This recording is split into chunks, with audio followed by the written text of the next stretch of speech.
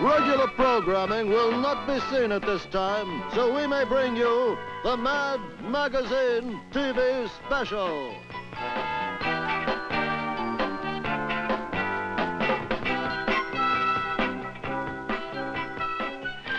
With the automobile manufacturer of the year, the Academy Awards for parents, Mad X-Raving, The Odd Father, a peek behind the scenes at a hospital, and the kind of garbage you've learned to expect from Mad's usual gang of idiots. The Mad Magazine TV special is brought to you by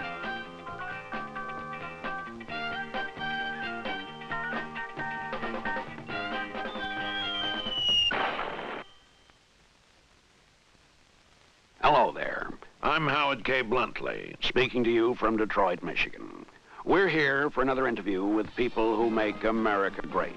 Our guest today is Mr. Edsel Lemon, the famous industrial tycoon who was recently named as Mad's Auto Manufacturer of the Year.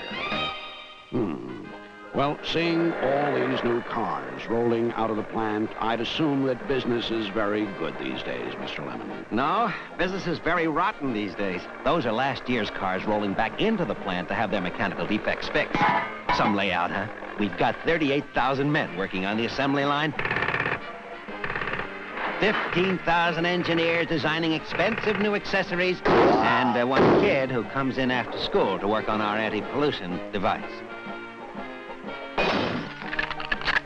This is the bumper section. Oh. Those men are about to attach a bumper to a car. Well, I had no idea a bumper was so heavy that it takes 6 men to carry it. Oh, no, that's not because it's so heavy. Those 6 men are carrying it as a safety precaution. It's so brittle, if they ever drop it, it'll shatter into a million pieces.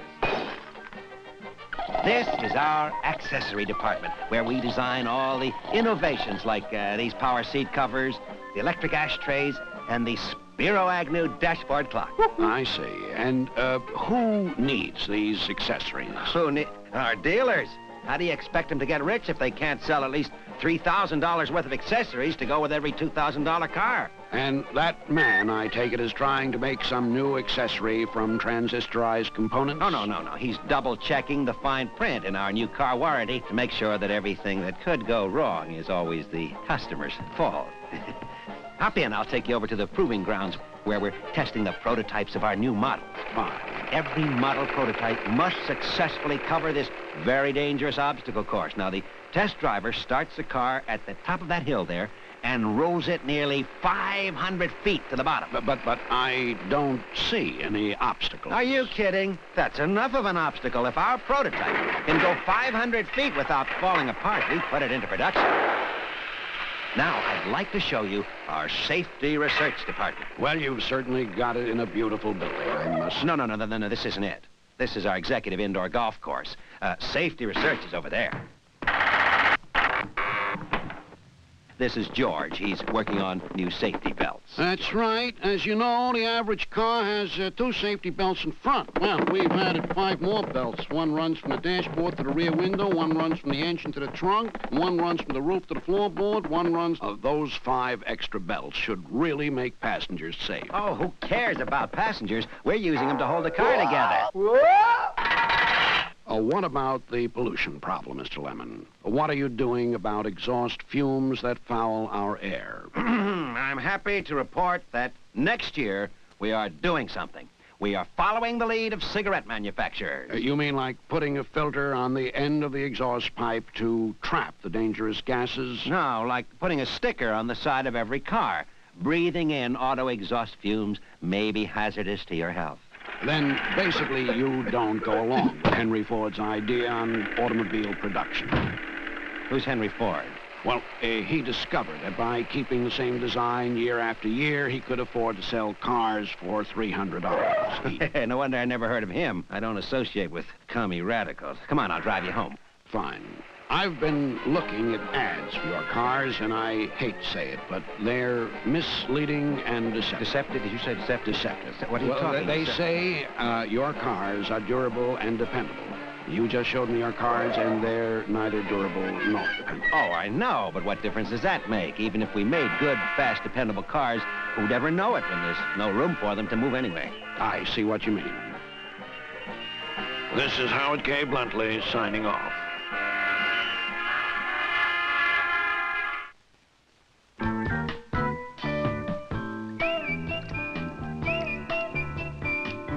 Okay, Mama's little snookum starling, sweetie, honey, baby.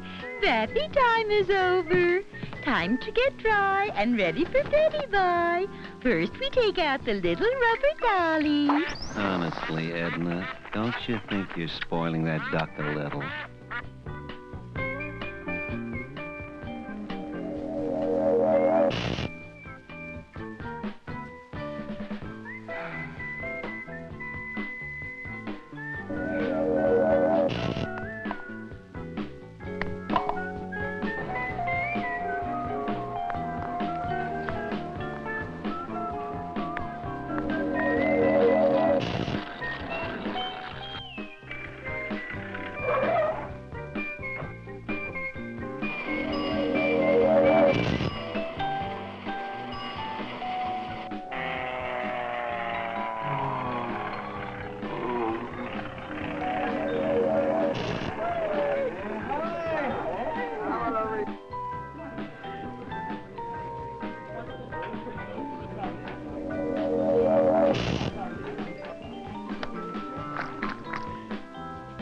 Did you hear about the new trailer camp they opened up about 5 miles down the road? It's a heck of a lot nicer than this place. I'm moving down there. Really? I'm going too. So much. Hey, wait.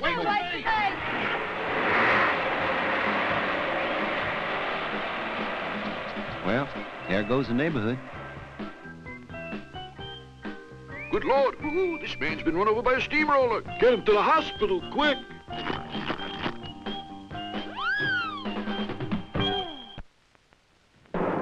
Ladies and gentlemen, welcome to Mad's Academy Awards for Parents.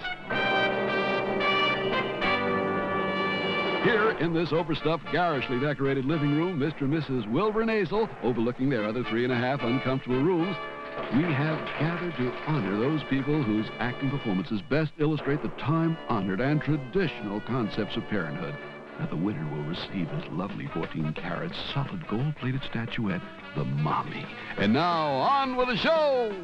The nominees are, for Best Supporting Actress in a Teenager's Sloppy Room, Mrs. Elsie Gladbuck for her memorable performance in You're Just Impossible.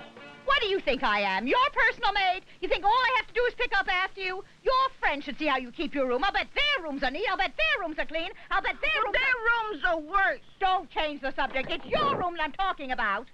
For Best Adaptation of an Original Getting Rid of the Kid for the Summer Routine, Mrs. Alice Corker for her heart-rending scene in It's You We're Thinking Of. Darling, your leaving hurts us more than it hurts you. How do you think we'll feel all summer long without our little man around the house? But don't worry about us. We're happy to sacrifice so you can have a wonderful summer at camp. But what if I hate camp? You'll write us all about it while we're in Europe. For Best Original Score in the typical coming late for supper song and dance, Mrs. Hortense Inlay for her inspiring number in I Could Drop Dead for All You Care. What do you care that I sweat all day over a hot stove? You were supposed to be home half an hour ago. Instead of waltzing in late, you should get down on your hands and knees and be grateful you have such a devoted mother. Well, this is the end. For all I care, you can eat your dinner cold. What are we having for dinner? Tuna fish salad. For special effects in the You Kids Today Have No Respect for Money category, Mrs. Phyllis Freeble for her touching performance in Upset? Who's upset? You think it bothers me that you play football in your brand new suit? You think I care that it costs $65 of your father's hard-earned money? You think I'm upset that it'll take $15 or $20 to reweave it? You think I'm disturbed that you disobeyed my orders? You think I'm angry? Gee, Mom, I knew you'd understand.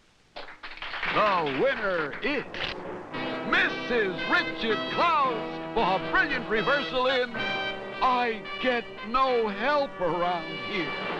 Who do you think you are, the Queen from Sheba? Is it beneath you to help with the dishes? Are you afraid you'll soil your dainty little hands? Well, from now on, everyone in this house does her share, or else she can move out. Whoopee! I'll move out. Don't you get sarcastic with me, young lady. Well, that's it, folks. As Mad's Academy Awards for parents draw to a close, and the recipients and hopefuls rush for the exit so they can get home quick and start screaming and raving and carrying on, trying to qualify for next year's coveted awards, we bid you all goodbye. Bye!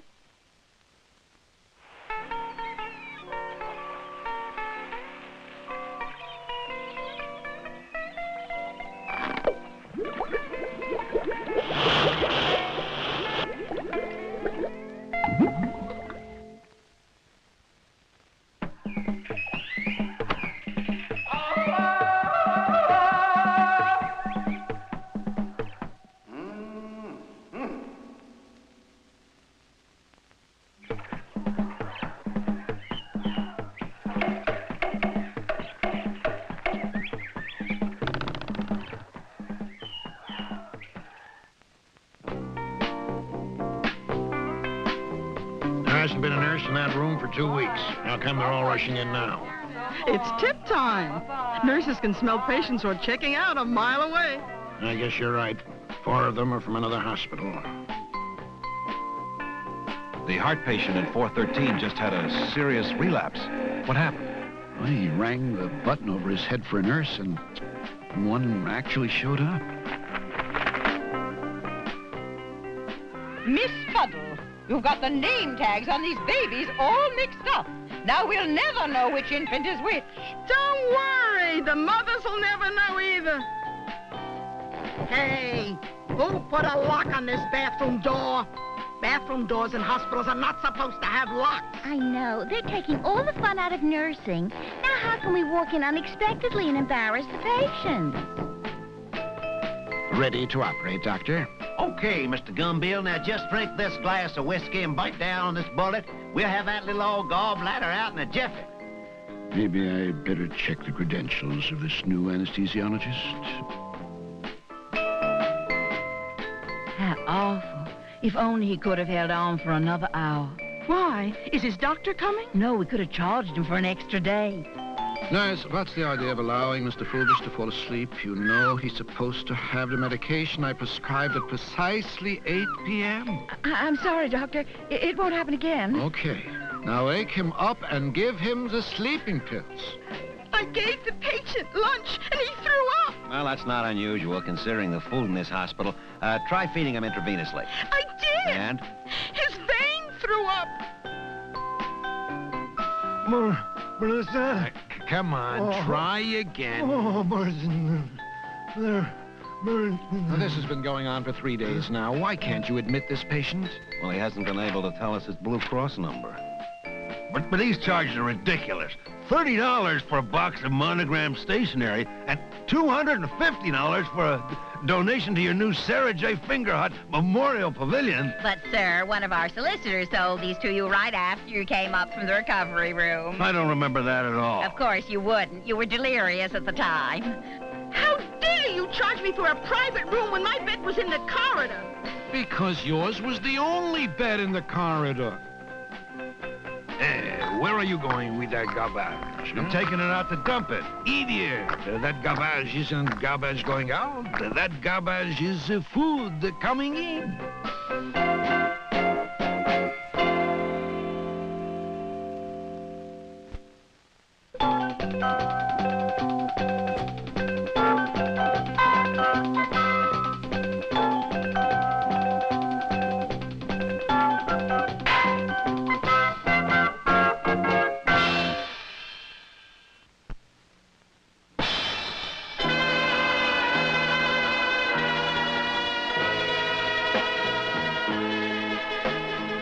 I propose a toast to Don Vito Minestrone, the biggest syndicate leader in the country.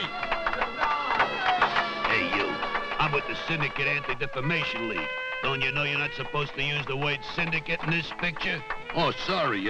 How about a toast to Don Vito Minestrone, the biggest racketeer and murderer in the country? That's better. What a fantastic makeup job. How do they ever get him to look so old?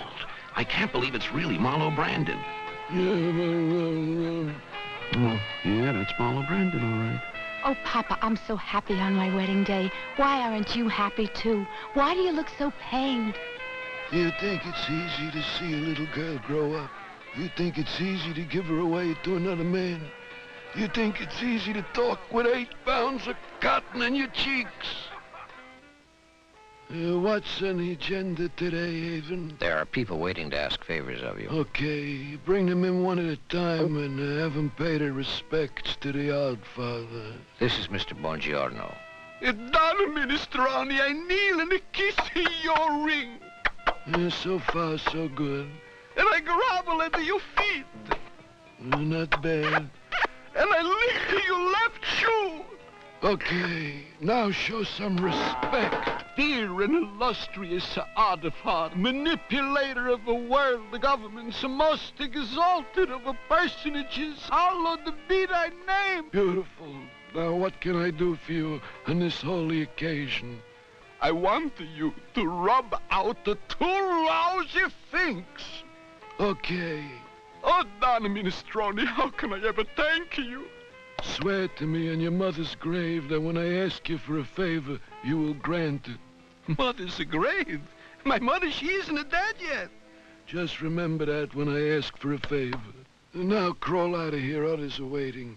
Number 2, who got number 2? This is Angie Maggio. Santa Lucia! Santa Lucia! It's a miracle, a miracle. What's a miracle? I just met the only Italian in the world who can sing. What can I do for you? There's a great part in a new movie that I want, but the producer won't give it to me. Haven, tell the producer to give Mr. Maggio the part or I break his back. Oh, thank you, Godfather. Santa Lucia! Santa Lucia! Haven, tell Mr. Maggio to stop singing or I break his mouth. I'm worried about Plazzo. I think there's going to be bloodshed between his family and ours. Hey, look at the big car barreling down the street. Maybe it's them. Don't worry, that's not them. Don't worry, that's not them. Now you can worry. Is he dead? Did those 2 hoods in the big black car gun him down? Well, not exactly. When they got within 50 feet of him, a mugger who was stealing a woman's purse ran into the path of a hijacked truck going the wrong way at a one-way street, which swerved into a drug push, a stolen motorcycle, and they all fell on top of him. In other words, he died of natural causes. Natural causes? In New York, that's a natural cause. Hey, wait a minute. He's not dead after all. He's trying to speak. What's he saying? It's hard to tell. He's hurt so bad he's mumbling, so I can't understand him. I got news for you. He talks like that when he's not hurt, too. How's my father, Doc? Well, he's retching, and he's gasping for breath, and he's moaning a lot. He's fighting for his life? No, he's fighting for an Oscar. It's me, Micron. How you been, son? Fine, Pop. I'm engaged to a swell girl. I'm tops of my class at law school, and in my spare time, I work for United Charities. I'm sorry I asked. Oh, Pop, don't start him again. I mean, just because I believe in law and order. Get out of here with your dirty mouth! But, Pop... Get the stranger out! Bring me his sons! Papa, sometimes you get me so angry, I'm afraid I won't be able to control myself. Because you know what I feel like doing right now? I feel like killing you. I feel like killing my own father. Hey, my boy's gonna be all right. Micron, with Pop in a hospital and his gang war going on, we need you. It's time you join a family business. But, Silly, I have great aspirations. I'm going to be a governor or a senator. Listen, kid, if you want to be a big-time criminal like a governor or a senator, you got to start at the bottom and work yourself up. We want you to meet Plazzo in Charlie's restaurant. The way I see it, Micron, is if your family wants to stay healthy, you better come in on a narcotics deal, huh? Hey, what's the matter? You looking nervous. Me? Oh, no, I'm not Plazzo. Mr. Nervous. I mean, Well, what's with you? Now where you going, huh? Oh, I'll be right back. I just got to go to the gun room. The men's room. I almost blew it. Oh, boy, am I scared. Now, where did they stash the gun? Maybe left me a message. Hey, here's something written on the wall. Here I sit, broken-hearted. No, that's not it. Ah, got it. Okay, now all I gotta do is remember what they taught me. Walk out calmly, go up to Palazzo, shoot him twice in the head, drop the gun, and leave. That's simple enough. Be calm, be cool, and above all, don't panic! What happened? Some maniac came out of the men's room firing a gun. Looks like he shot everybody in the place. Everybody but Palazzo. How did he get it? From complications brought on by eating too much scungili, veal, parmigiani, and lasagna. In other words, he died of natural causes. Natural causes. In an Italian restaurant, that's natural causes. Ah, it's great to have you home again, Papa. And I got good news. Micron took care of Palazzo. My little boy's first killing. I'm so proud of him. Remind me to have his gun bronze. Where's he now? In Sicily, waiting for the heat to die down? Oh, in the bathroom, waiting for his stomach to die down. Hey, you dumb tomato, how can you serve me this slop? I told you I wanted chicken tetrazzini, pepperoni, ravioli, vermicelli, manicotti. I know. But for breakfast? What's that, Kenny? Collie beat you up again? That dirty fink, I'll kill him. Hold until I get there. What? I don't know how. Hit him over the head with a lamp or push him down the stairs. Just don't do anything rash. Why are we following Cinny? Don Minestrone suspects Carly is working for Linguini and may be setting Cinny up. So we gotta protect him and, uh-oh, too late. Poor Cinny. Papa knew it would happen to him one of these days. Papa warned him so many times. You mean that Don was right? Those were Linguini's men in disguise? No, they were real toll collectors. Papa must have told him 1,000 times, never go up to a toll booth with a $20 bill. I call this meeting of all the families because my heart is broken. My son Cinny's dead and my boy Micron has been in exile in a bathroom for 6 months. Now between us, we control the nation's gambling, prostitution, narcotics. Without us, this whole country would come to a standstill. I say it's time to get this country moving again. This war must end. We must stop destroying each other and start destroying us plain ordinary citizens again, like normal American businessmen. Agreed? Agreed? Agreed. Yeah, agreed. I got to do that, too. You only have to kiss him. You don't have to marry him. At last, there's no more war between the families, and now I can live to a ripe old age in peace. You chased me, Grandpa? Of course I chase you, Angie, my little grandson. And then we will play some syndicate kiddie games like hide and think and cops and good guys. The odd father is dead. He suffered a heart attack chasing little Angie. He was a kind man, a gentle soul, a good-hearted person and a decent human being.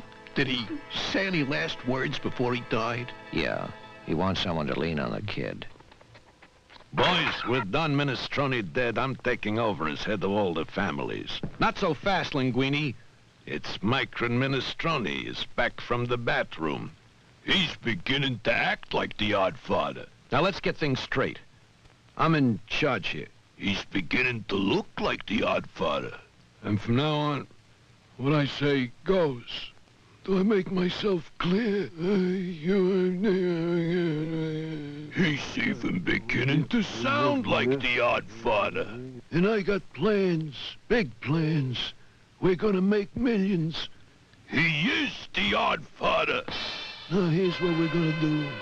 We're going legit. We're going into show business. We're gonna make a movie about us. Can't you just see it now? Theater owners everywhere will show it. Or else. Yeah. Critics everywhere will love it. Or else. Yeah. And people everywhere will be standing in line waiting to see it. Or else. Yeah. And it will win an Academy Award. Or else. Yeah. Now, we'll start the movie off at my sister Candy's wedding. And then what'll happen? The Mad Magazine TV special has been brought to you by...